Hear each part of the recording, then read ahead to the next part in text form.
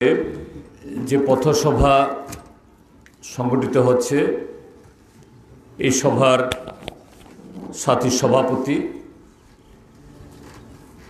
যারা এই কর্মসূচিতে অংশগ্রহণ করার জন্য বিভিন্ন জায়গা থেকে এসেছেন, সংগ্রামী সাথীরা, ভাই ও বন্ধুগণ, এবং সোনাই বাজারের সুদী ব্যবসায়ী, পথচারী যারা দূর থেকেও আমাদের আলোচনা শুনছেন, আমি সমস্ত বন্ধুদের আমাদের পার্টির তরফ থেকে এবং আমার নিজের তরফ থেকেও অভিনন্দন এবং শুভেচ্ছা জ্ঞাপন করছি। আমার আগের বক্তাদের কাছ থেকে আপনারা কেন এই প্রতিবাদ সভার আয়োজন করা হয়েছে তার বর্ণনা শুনেছেন। আমরা এইভাবে রাজ্যের মানুষের জীবনের যন্ত্রণা নিয়ে অনেক সমস্যার মধ্যেও এই জাতীয় কর্মসূচি সংগঠিত করা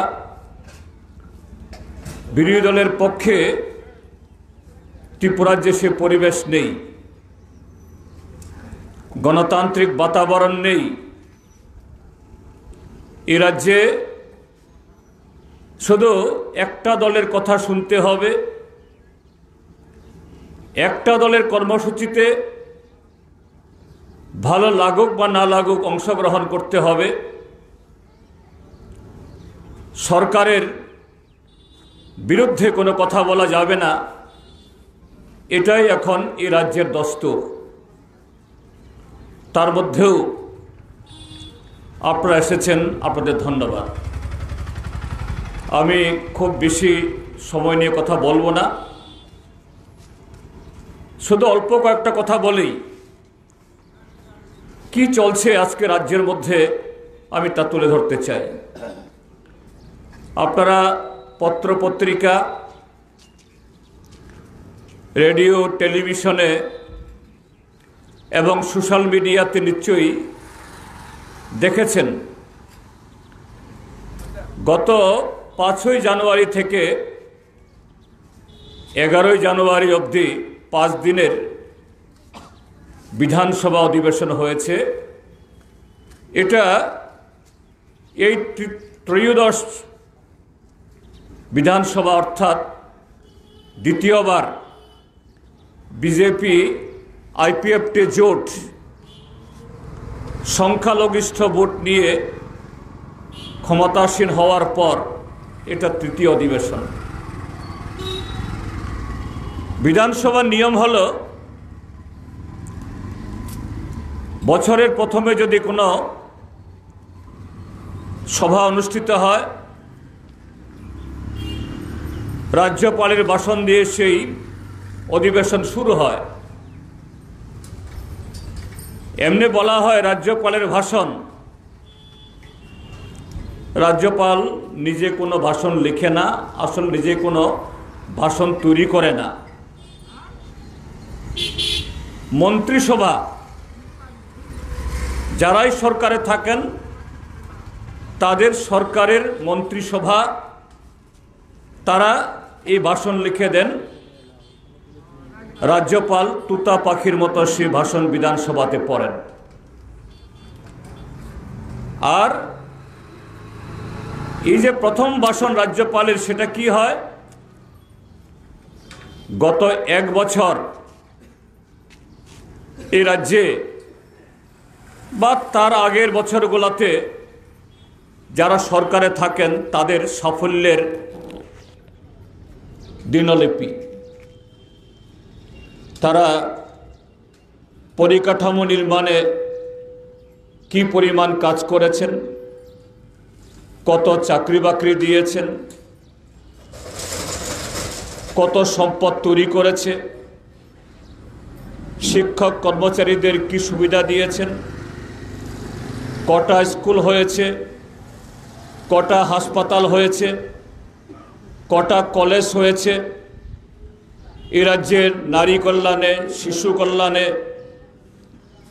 বৃদ্ধ বৃদ্ধাদের কল্যাণে, শ্রমিক কল্যাণে কি কাজ করেছেন সরকার খুব সুন্দরভাবে, যা করেননি বা যা করা হবে সুন্দর করে সাজিয়ে একেবারে সাফল্যের টইটম্বর এরকম একটা দলিল উপস্থিত করেন। এবং রাজ্যপাল ভাষণ দেওয়ার পর সরকারের তরফ থেকে একজন মন্ত্রী ধন্যবাদ সূচক প্রস্তাব, অর্থাৎ রাজ্যপাল এই রাজ্যের উন্নয়নের এই ফিরিস্তি তৈরি করেছেন, শাসক দলের লোক এ রাজ্য ধন্য হয়ে গেছে, আরও কত ভালোভাবে এ রাজ্য এগিয়ে যাচ্ছে। যেমন তাদের ভাষায় সুশাসন একতলা, সুশাসন দুইতলা, ঘরে ঘরে সুশাসন, এক ত্রিপুরা শ্রেষ্ঠ ত্রিপুরা, তারপর বিকশিত ভারত নির্মাণ ইত্যাদি ইত্যাদি। শুধু বক্তৃতা না, ভাষণ না, যে রাজ্যের জনগণের ভাত কাপড় সেরকম চাহিদা মেটাতে পারে না, রেগার কাজ করিয়ে রেগার মজুরি দিতে পারে না, গ্রামে গঞ্জে রাস্তাঘাট, পানীয় জলের উৎস মেরামতের অভাবে মুখ থুবড়ে পড়ে আছে, এই রাজ্যের হাজার হাজার যুবক বছরের পর বছর পরীক্ষা দিয়ে পরীক্ষার রেজাল্ট কি হলো তার জন্য হতাশ হয়ে সরকারের দিকে চেয়ে থাকে। হাসপাতালে গেলে ওষুধ নেই, পথ্য নেই, সিট নেই, ঠান্ডার মধ্যে ফ্লোরে ঘুমাতে হয়, স্কুলগুলোতে মাস্টার নেই, মাস্টারের দাবিতে ছোট্ট ছোট্ট বাচ্চারা তারও রাস্তা রুখু করে। আর এই অভাব অনটনের কারণে এ রাজ্যে চুরি, ছিনতাই, অপহরণ, আত্মহত্যা, শিশু বিক্রি, পাচার, আর তাড়াতাড়ি যখন কোনো রকমের আর উপায় নেই, কোনো রকমে তাড়াতাড়ি কিছু পয়সা অর্জন করা যায় কিনা, লাভ করা যায় কিনা, এখন ত্রিপুরাজ্যের জঙ্গল শুধু গাঁজাময়, গাঁজা চাষ করা, নেশা চাষ করা অপরাধ। ধরা পড়লে পরে জরিমানা হবে, জেল হবে, তারপরও এ রাজ্য এখন গাঁজার নেশাতে বুঁদ হয়ে আছে। তারপরও সরকার পক্ষের লোক রাজ্যপালের ভাষণের উপরে ধন্যবাদ সূচক বক্তৃতা। সেই জায়গায় যারা বিরোধী দলের সদস্যরা, আমরা যারা বিরোধী দলে আছি, আমাদের কাজ কি, বা আমরা যখন সরকারে ছিলাম তখন যারা বিরোধিতা ছিলেন তাদের কাজ কি ছিল? সরকারের যে ভুল, সরকারের যে ব্যর্থতা, জনগণের যে নানা ধরনের সংকট, এই সংকটগুলি তুলে ধরা, সরকারের ঘুম ভাঙিয়ে দেওয়া, হুঁশ ফিরিয়ে দেওয়া, এটাই হলো বিরোধী দলের কাজ। কিন্তু আমরা যদি বিধানসভাতে হোক বা আজকে পথসভা, এখানেও যা খুশি তা তো বলতে পারি না। বিধানসভা যেমন কোনো বিধায়ক যদি আমরা তথ্য ছাড়া, বাস্তব কোনো কারণ ছাড়া মন গড়া যদি কথা বলে, শাসক দলের লোক আমাদের চেপে ধরবে, চ্যালেঞ্জ করবে। জনগণের কাছে আমরা আমাদের ভাবমূর্তি নষ্ট করব, যে বিরোধী দলের কাজ হলো শুধু বিরোধিতার জন্য বিরোধিতা, সরকারে নাই বলে যারা সরকারে আছেন এদের বিরুদ্ধে কুৎসা রটানো, এটা তো হতে পারে না। আর আমরা যারা কমিউনিস্ট পার্টি করি, ভারতের মার্ক্সবাদী কমিউনিস্ট পার্টি, আমরা তো কখনো এগুলাকে পছন্দ করি না, আমরা সেই রাজনীতিতে আমরা বিশ্বাসী না। আমাদের অসুবিধা হলেও, আমাদের পক্ষে না হলেও সত্যকে, বাস্তবকে এটাই তুলে ধরা আমাদের কাজ।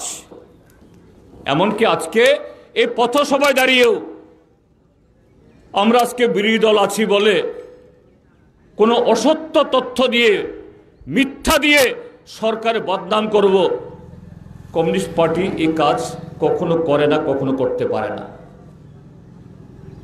তাহলে কিভাবে আমাদের সত্যকে আমরা তুলে ধরব? শাসক দল যেমন আজকে এই ত্রিপুরাজ্যের হাটে, বাজারে, শহরে, গ্রামে বিরোধী দলের কোনো মিছিল মিটিং সহ্য করতে চায় না, ত্রিপুরাজ্যের বহু জায়গায় বিরোধী দলের পার্টি অফিস খুলতে দেওয়া হয় না, দিনের বেলা বা রাতের বেলা পুড়িয়ে দে, ভেঙে দে। বিরোধী দলের মিছিলে অংশগ্রহণ করলে পরে অন্যায়ভাবে এলাকার কাজের নেয় না, তার প্রাপ্য ঘর, প্রাপ্য জলের কানেকশন, আরো বহু তার হক থেকে, তার প্রাপ্য থেকে তার বাতিল করে। এই অবস্থা বিধানসভাতেও কম যায় না। কাজেই আমরা যে কৌশল নিয়েছি, সরকারের তথ্যের উপর দাঁড়িয়ে সরকারের ঘুম ভাঙানোর জন্য। সরকার লিখিতভাবে যে জবাব দিয়েছেন, এই জবাবের উপরে সরকারকে জবাবদিহি চাওয়া। তো বিধানসভাতে একটা পদ্ধতি আছে, প্রশ্ন উত্তর। বিধানসভা অধিবেশন হওয়ার 2 মাস, 2.5 মাস আগে থেকে বিধায়করা সরকারকে প্রশ্ন করতে পারেন, সমস্ত মন্ত্রীকে, সমস্ত দপ্তরের। যে মাননীয় মন্ত্রী বাহাদুর গত 5 বছর বা গত 2 বছর বা গত 1 বছর রাজ্যে কতজন যুবক যুবতীকে আপনারা চাকরি দিয়েছেন? কারণ আপনারা 2018-তে বলেছেন প্রথম বছরে 50,000 চাকরি,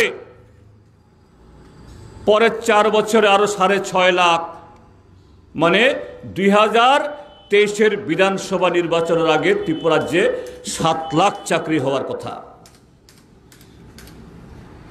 কি হয়েছে?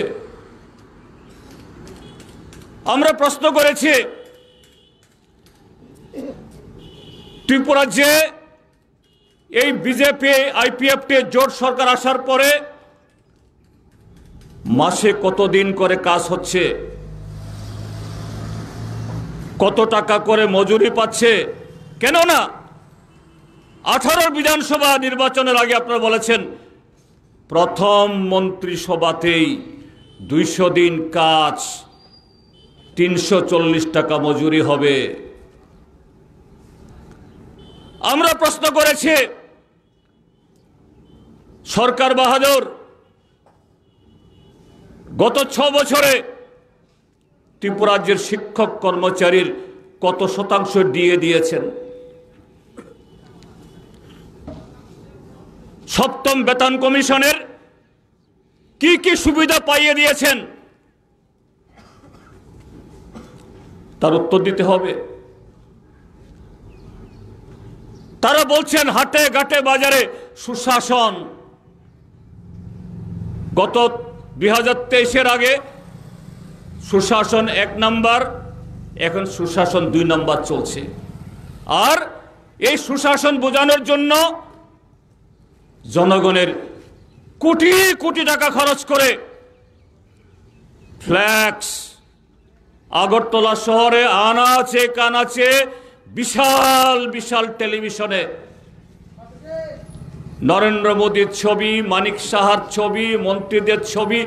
কি আনন্দ আনন্দ আনন্দ ত্রিপুরাজ্যের মধ্যে। কোন অপরাধ নাই, এক ত্রিপুরা শ্রেষ্ঠ ত্রিপুরা। তাহলে 5 বছরের হিসাব দিতে বললে তো বিরাট হবে। আমরা 5 বছরের হিসাব চাইনি। ডাক্তার মানিক সাহার নেতৃত্বে দ্বিতীয়বার মুখ্যমন্ত্রী হওয়ার পর 8ই মার্চ 2023 সাল, এই বছরের দ্বিতীয়বার মুখ্যমন্ত্রী হওয়ার পর বিধানসভার যে অধিবেশন, ততদিন অবধি ত্রিপুরাজ্যে কয়টা খুন, কয়টা ছিনতাই, কয়জন ছেলে মেয়ের মা বাবা বিক্রি করে দিতে বাধ্য হয়েছেন, অস্বাভাবিক মৃত্যু কত, এই সময়তে ত্রিপুরা পুলিশের হাতে কত মেট্রিক টন গাঁজা ধরা পড়েছে। প্রত্যেক দিন আমরা পত্রিকাতে দেখি, ওই টেলিভিশনে দেখি, একদিকে দেখি ত্রিপুরাজ্যে ছিনতাই বাড়ছে, গরু চুরি বাড়ছে, ডাকাতি বাড়ছে। বিশালগড়ের বাইপাসের উপর দিয়ে গাড়ি গেলে সেখানে গাড়ি থামিয়ে থামিয়ে ছিনতাই করে নিয়ে যায়। পুলিশ তাদেরকে ধরতে পারে না, বা পুলিশ ধরার জন্য এত পুলিশ নাই। আর সেই পুলিশকে প্রত্যেক দিন গাঁজা বাগান কাটতে হচ্ছে। এই জবাব দিন লিখিত। সংবিধান বাধ্য করেছে, মন্ত্রীদের উপায় নেই। মুখ্যমন্ত্রী ডাক্তার মানিক সাহা হোক, কৃষিমন্ত্রী রতনলাল নাথ হোক, অর্থমন্ত্রী প্রণজিৎ সিংহ রায় হোক, খাদ্যমন্ত্রী সুশান্ত চৌধুরী হোক, বা নতুন যারা মন্ত্রী হয়েছেন, লিখিতভাবে, মৌখিক না লিখিতভাবে তারা জবাব দিয়েছেন। জবাব কি? জবাব হলো, গত 2018 ইংরেজির পর বিজেপি আইপিএফটির জোট সরকার আসার পর, এর আগে যেখানে বামফ্রন্ট সরকারের সময়েতে 88 দিন, 90 দিন, 94 দিন কাজ হয়, এটা কমতে কমতে কমতে সর্বোচ্চ 75 দিন। আর এই বছর এখন পর্যন্ত মাত্র 50 দিন। তাও পূজার আগে কাজ করেছে, তার মজুরি নাই। গতকাল দুইটা ব্লকে তালা পড়েছে, আমবাসা ব্লক আর এদিকে মনু ব্লক। দুটা ব্লকে তালা পড়েছে। বহু জায়গাতে ভিলেজ কমিটির অফিসে তালা, পঞ্চায়েত গড়ে তালা। আর সরকারের পাপের কারণে পঞ্চায়েত সেক্রেটারি, ভিলেজ সেক্রেটারি, তাদেরকে তালাবদ্ধ হয়ে বন্দির মতো থাকতে হচ্ছে। কোথায় গেল সে টাকা? কেন টাকা আসে না? জবাব নেই। চাকুরি সরকার হিসাব দিল, প্রত্যেক বছর বাজেট হয়, সরকারকে হিসাব দিতে হয় বাজেট এট এ গ্ল্যান্স। 18 বিধানসভার আগে আকাশ বাতাস মুখরিত করে বিজেপি তারা বলতো বামফ্রন্ট সরকার নাকি 50,000 চাকরির পদ শূন্য রেখে চাকরি দেয় না, বেকারদের ছিনিমিনি খেলে। আমরা ক্ষমতায় আসলে প্রথম মন্ত্রিসভাতে 50,000 চাকরি অফার তৈরি হবে, তারপরে আরো 6.5 লাখ। কি হলো? বামফ্রন্ট সরকার যেদিন চায় 3রা মার্চ 2018, সেদিন ত্রিপুরাজ্যে নিয়মিত যত চাকরি ছিল, অনিয়মিত যত চাকরি ছিল, আজকে 6 বছর পরে এই সংখ্যাটা প্রায় 25,000 কম। 25,000 কম। আর এখন প্রথম বামফ্রন্ট সরকার, দ্বিতীয় বামফ্রন্ট সরকারের সময়তে যারা চাকরি পেয়েছিলেন, মাস্টার, কেরানি, বিএলডব্লিউ, পিয়ন, পুলিশ, টিএসআর, এমন মাস যায় না প্রতি মাসে 300 থেকে 400 জন কর্মচারী এখন প্রতি মাসে আমাদের রাজ্যে পেনশনে যায়, সুপার এনুয়েন্সে যায়। বছরে একটা বছরে প্রায় 5-6 হাজার, 5 বছরে এই সংখ্যাটা প্রায় 20,000। এগুলো পূরণের কোনো খবর নেই, কোনো চিহ্ন নেই। কেন স্টেজেতে টেট পরীক্ষা নেওয়ার পরও তাদের ফিল আপ করা হয় না, কোনো জবাব নেই। বলছে এক ত্রিপুরা শ্রেষ্ঠ ত্রিপুরা, নেশামুক্ত ত্রিপুরা, জিরো টলারেন্স, নেশা ব্যবহারে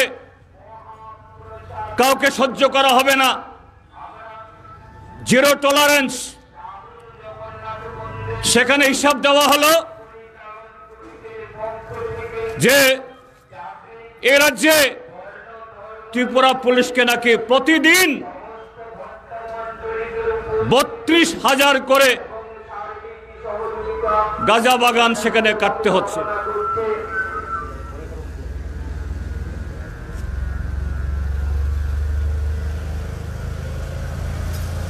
প্রতিদিন লিখিতভাবে রাজ্যপালকে দিয়ে, সেখানে রাজ্যপালের ভাষণে তিনি পড়িয়েছেন গত 5 বছরে নাকি 5,84,00,000 কত হাজার জানি গাঁজা বাগান কাটতে হয়েছে। আমি হিসাব করে দেখলাম প্রতিদিন ত্রিপুরা পুলিশকে 32,000 গাঁজা গাছ কাটতে হয়। আমি গাঁজা গাছ দেখিনি, অনেকে হয়তো দেখেছেন। মুখ্যমন্ত্রী দাঁড়িয়ে বলেন এগুলো সব বামফ্রন্ট সরকারের সময়তে হয়েছে। আমি খবর নিলাম গাঁজা গাছ কিরকম, কত বছর বাঁচে। মানুষ বলেন যে না, গাঁজা গাছ হলো ধানের মতো, যে বছর লাগায় সেই বছরেই নাকি ফল ধরে, পাকলে গাছ শেষ। গাঁজা গাছ আম গাছ, কাঁঠাল গাছ, জাম গাছের মতো না, সুপারি, নারিকেলের মতো না। তাহলে এই যে প্রতিদিন 32,000 গাঁজা গাছ কাটছে, তারপরও আরো কোটি কোটি গাঁজা গাছ বামফ্রন্ট সরকারের সময়ের না। এই সরকারের সময়ে মানুষ শখে এগুলো করে না। কেন করে? রেগাতে কাজ নাই, পাশ করা যুবক যুবতীর চাকুরি নাই, নতুন কোনো প্রকল্প নাই, নতুন রাস্তা স্যাংশন হয় না। যা কিছু হচ্ছে বামফ্রন্ট সরকারের সময়তে লড়াই করে মঞ্জুরি করা জাতীয় সড়ক, এটাও জাতীয় সড়ক হবে আমাদের ডাইন দিক দিয়ে এই রাস্তা, তাদের আমলে না। বামফ্রন্ট সরকার আমার লড়াই করা রেল সড়ক কমপ্লিট হয়েছে, নতুন নতুন রেল আসছে, তাদের আমলে কিছু হয়নি, নতুন হাসপাতাল হয়নি, কলেজ হয়নি, অঙ্গনওয়াড়ি হয়নি, স্কুল হয়নি, কিছুই হয়নি। তো মানুষকে তো খেতে পড়তে হবে। বাধ্য হয়ে মানুষ অপরাধের জগতে প্রবেশ করে, গাঁজা চাষ করতে বাধ্য হয়। আর শাসক দলের লোক এই গাঁজা পাচার, গাঁজা নিলাম, গাঁজা করতে গিয়ে পয়সা বিনিয়োগ করা শাসক দলের লোক কাজ করছে। তাই আজকে দেখা যায় গরু চুরি, আসামি ধরা পড়ল, তার পেছনে কে হলো? কোন থানার পুলিশ যদি তদন্ত করে, তদন্ত করতে গিয়ে যার বাড়ি থেকে তদন্ত পৌঁছে শাসক দলের নেতা, আর পুলিশকে আর এগোতে পারে না। গাঁজা ধরার পর কোন বাড়ি থেকে, কোন ঘর থেকে গাঁজা এসেছে তদন্ত করলো শাসক দলের নেতা কর্মী, পুলিশ এখানে থেকে ফিরে আসতে বাধ্য হন। ছিনতাই, চুরি, নারী অপহরণ, ধর্ষণ, গণধর্ষণ, অপরাধ পুলিশ তদন্ত করে খুঁজতে খুঁজতে যায়, তাকে ফিরে আসতে হয় যার ঘরের দরজায় তদন্ত পৌঁছে শাসক দলের লোক। এইভাবে আজকে ত্রিপুরা একটা অপরাধের নগরী। এই ত্রিপুরা আজকে এক ত্রিপুরা শ্রেষ্ঠ ত্রিপুরা না, এই ত্রিপুরা একটা দুঃস্বপ্নের নগরে। মানুষের জীবন, সম্পত্তি সবটাই একটা অনিশ্চয়তার মধ্যে, শাসক দলের বদান্যতায়। আর সেই জায়গায় এখানে নতুন বিদ্যুৎ আইন, নতুন ড্রাইভিং আইন, নতুন নতুন করে ট্যাক্স, এই সমস্ত বসিয়ে আজকে ত্রিপুরা রাজ্যের জনজীবনকে নাবিশ্বাসের দিকে ঠেলে দিয়েছে। এটাকে চলতে দেওয়া যায় না। কাজেই বন্ধুরা, এরকম একটা অবস্থায় এই সুন্দর ত্রিপুরাকে রক্ষা করার জন্য এই ত্রিপুরা 25 বছর বামফ্রন্ট সরকার এটাকে যে মাত্রায় আমরা এটাকে তুলে দিয়েছিলাম, ঘরে ঘরে চাকরি, কর্মচারীদের দ্বিগুণ বেতন, এক ত্রিপুরা শ্রেষ্ঠ ত্রিপুরা, এই সমস্ত প্রতারণার মধ্যে, জঞ্জালের মধ্যে ঠেলে দিয়ে আজকে এই ত্রিপুরা রাজ্যকে তারা আরো রিক্ত করেছে, ধ্বংস করেছে। ত্রিপুরা রাজ্যের মানুষ এটা বুঝতে পেরেছিলেন গত বিধানসভাতে। ত্রিপুরা রাজ্যের মানুষ এই ভারতীয় জনতা পার্টিকে ক্ষমতাচ্যুত করার জন্য, ত্রিপুরা রাজ্যের ক্ষমতার মসনদ থেকে ছুঁড়ে ফেলে দেওয়ার জন্য চেষ্টা করেছিলেন। কিন্তু মাঝখানে আরেকটা ধূর্ত শিয়াল উপস্থিত, ত্রিপুরা মথা। এ রাজ্যের মানুষকে আবার বললেন যে না, আইপিএফটি ত্রিপুরাল্যান্ড দিতে পারেনি, আমরা গ্রেটার ত্রিপুরাল্যান্ড দেব। আইপিএফটি দলে কোনো রাজপুত্র ছিল না, আমাদের দলে রাজপুত্র হাত দিলে সব রাংসাক হয়ে যায়, শূন্য হয়ে যায়, চলে আসবে। আমাদের ত্রিপুরা রাজ্যের সরল সুজা ট্রাইবেল অংশের মানুষ, রাজাদের প্রতি তারা শ্রদ্ধা করেন। এই শ্রদ্ধা করাটা অন্যায় না, শ্রদ্ধা করাটা দোষের না, শ্রদ্ধা করাটা পাপের না। কিন্তু ত্রিপুরার জনগণের, ত্রিপুরার ট্রাইবেল অংশের মানুষের এই সরলতা, সততা, রাজাদের প্রতি সম্মান জানানো, এটা কাল হলো। ভোট ভাগাভাগির ফলে এই ভারতীয় জনতা পার্টি নামক রাক্ষসটা ভোট কম পেলেও আবার সরকারে থেকে গেল। আজকে নতুন করে আমাদের ঘাড়ে বসে আমাদের মাথার চুল ছিঁড়ছে, আমাদের মাথা ভাঙার চেষ্টা করছে। কাজী বন্ধুগণ, আরেকটা বিধানসভা নির্বাচন তো কালকে আসবে না। আমরা গণতন্ত্রকে মানি, আমরা এই দাবি তুলতে পারি না ডাক্তার মানিক শাহ পদত্যাগ করো। 5টা বছর তো সহ্য করতেই হবে।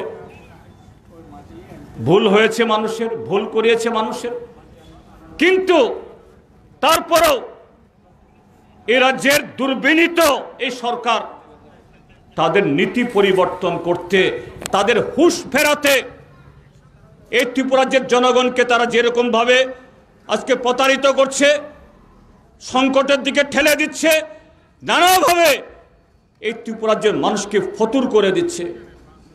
তারা বলছে ত্রিপুরাজ্যে বহুত পরিবর্তন হচ্ছে। হ্যাঁ, পরিবর্তনটা কি, পার্থক্যটা কি বামফ্রন্টের সাথে? বামফ্রন্টের সময় পরিবর্তন মানে নতুন রাস্তা হয়, নতুন স্কুল হয়, নতুন হাসপাতাল হয়, নতুন ব্লক হয়, নতুন এগ্রিকালচার সুপারিনটেন্ডেন্ট অফিস হয়, নতুন অঙ্গনওয়াড়ি হয়, নতুন নতুন ঘরে চাকুরি যায়। তাদের আমলে নতুন রাস্তা হয় না, নতুন স্কুল হয় না, নতুন ব্লক হয় না, নতুন হাসপাতাল হয় না, সরকারিভাবে বেকারদের জন্য সোনাইছড়ি বাজারে নতুন স্টল হয় না। কিন্তু কতিপয় হাতে গোনা নেতা যাদের কিচ্ছু ছিল না, হাওয়াই চপ্পলও দড়ি দিয়ে বেঁধে পড়তে হতো, তাদের এখন 2 তলা 3 তলা গাড়ি, 15 লক্ষ 20 লক্ষ দামের গাড়ি। পরিবর্তনের পার্থক্য এখানে। বামফ্রন্টের সময়েতে জনগণের পরিবর্তন, আর বিজেপির সময়েতে পরিবর্তন শুধু হইল যারা এইভাবে মানুষকে ধোঁকা দিতে পারে, অন্যায়ভাবে মানুষের অধিকার কেড়ে নিতে পারে, তাদের পরিবর্তন। গাড়ি বাড়ি, নতুন নতুন জিনিস, জনগণের না। এমনকি তাদের সমর্থক তারা বলে দেবতুল্য কারিয়াকর্তা, দেবতুল্য পৃষ্ঠা প্রমুখ, তাদেরও হয় না। শুধু পিছে পিছে হাঁটো, পিছে পিছে হাঁটো, পিছে পিছে হাঁটো।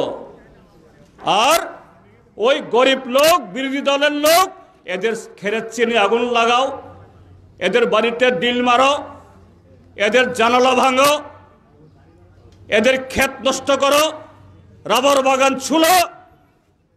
ভাই, এই কাজ যাদের বিরুদ্ধে করছো সেও তোমার মতোই গরিব মানুষ, তোমারও নাই তারও নাই, তুমি তাকে আরো সর্বশান্ত করছো। কাজেই সামনে আমাদের সামনে একটা সুযোগ আসছে, সে সুযোগ দিল্লিতে এই সরকারের যে নাভি, যেখান থেকে তারা মন্ত্র পায়, যেখান থেকে সমস্ত এই কোট কৌশল পায়, দিল্লি থেকে তাদেরকে সরাতে হবে। 28টা রাজনৈতিক দল তৈরি হচ্ছে, ঐক্যবদ্ধ হচ্ছে। এই যে গত নভেম্বর মাসে 5টা রাজ্যে নির্বাচন হলো, এখানে বিজেপির লোক কিছু কিছু বাজি ফুটিয়েছে। কেন? আমরা তো 3টে বড় বড় রাজ্য দখল করেছি, মধ্যপ্রদেশ, রাজস্থান, ছত্তিশগড়। আমি বন্ধুদের বলবো, এই 3 রাজ্যে বিজেপি জিতেছে, কিন্তু বিরোধী দলগুলোর চাইতে তার ভোট কম 20 লক্ষের উপরে। তেলেঙ্গানা আর মিজোরামের ভোট ধরলে এই 5টা রাজ্যেই বিজেপির ভোট বিরোধী দলগুলোর চাইতে 40 লক্ষ ভোট কম। এই 40 লক্ষ ভোট কার? 28টা রাজনৈতিক দলের ইন্ডিয়া জোটের। এই ইন্ডিয়া জোট ঐক্যবদ্ধ হচ্ছে। রাজস্থানে, মধ্যপ্রদেশে, ছত্তিশগড়ে কংগ্রেসের ভুলের জন্য তোমরা বৈতরণী পার হয়ে গেছো, সামনে কিন্তু পার হবে না। আর এই দিল্লির দাবি যখন সেখান থেকে পড়ে যাবে, ডাক্তার মানিক সাহাদেরও তখন হুঁশ ফিরতে হবে। আর হুঁশ না ফিরলে পরে এই ত্রিপুরাজ্যের মানুষ ঘাড়ে ধাক্কা দিয়ে নামিয়ে দেবেন। তার জন্য তৈরি হন।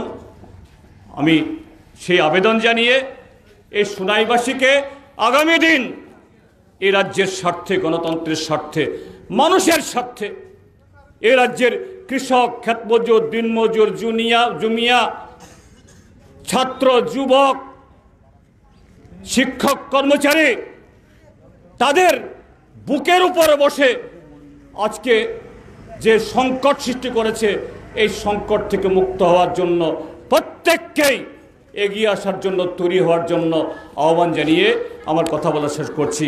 সবাইকে ধন্যবাদ, নমস্কার।